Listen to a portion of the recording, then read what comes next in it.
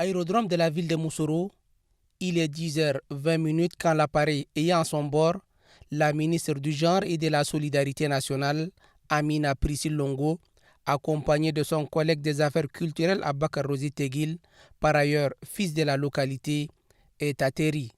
À l'accueil au premier rang, le gouverneur de la province du Bahr el-Ghazal, le général Loum Hinaï Souleïna.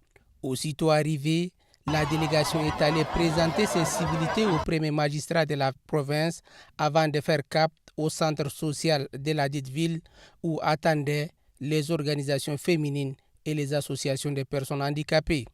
Ici, la ministre Amina Priscille Longo a tenu une rencontre élargie avec ces organisations. Occasion tout indiquée pour le gouverneur Loum Hinaï Souleïna de magnifier les efforts du gouvernement tendant à l'autonomisation des femmes du monde rural. Pour le gouverneur, les femmes du Bahr el-Ghazal œuvrent sans relâche pour le développement socio-économique du pays.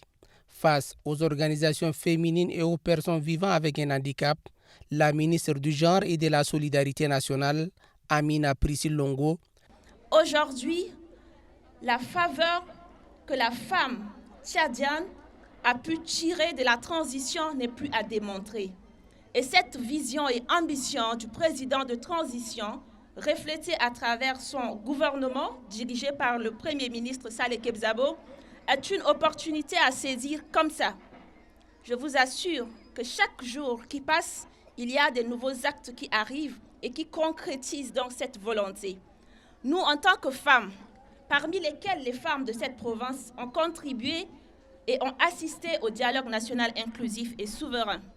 On a discuté en tant que femmes sur le maintien et la préservation de nos acquis.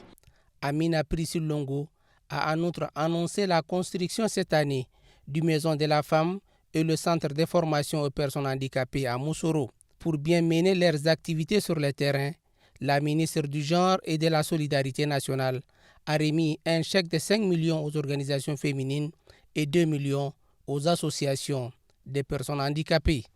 L'installation de l'antenne provinciale de la coordination nationale de la plateforme des femmes du G5 Sahel et la remise des vivres constitués de 1000 sacs de riz et 300 bidons d'huile au gouverneur pour la distribution aux couches vulnérables qui a mis terme à la rencontre.